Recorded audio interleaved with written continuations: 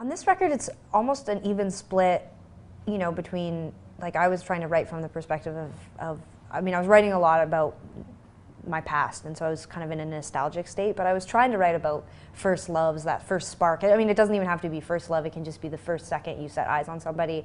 So just perpetuating this incredibly unfair stereotype that there, like, can truly be love at first sight and those kinds of things.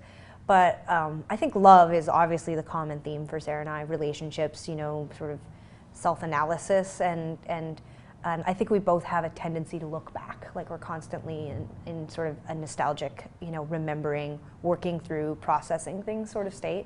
And I think that's been consistent throughout all of our records, but on this record, on Heartthrob, more than any of our records, there's definitely two different perspectives happening. Sara wrote a lot of, I mean, she wrote the depressing, you know, anthemic breakup, sort of rejection songs, although she wrote from different perspectives and wrote about different, you know, experiences than in the past. So I think it makes for a really interesting record. I think it's broader than just love, you know. I think it's really all the different perspectives you can have when you're looking at a relationship. So, do you agree, Sara? Yeah, yeah. I mean, it's funny. It's like it's hard. Sometimes it's hard to analyze your music. Yeah, or it's like hard to analyze the record as a whole, because the songs are. I think they really are different, you know, and they.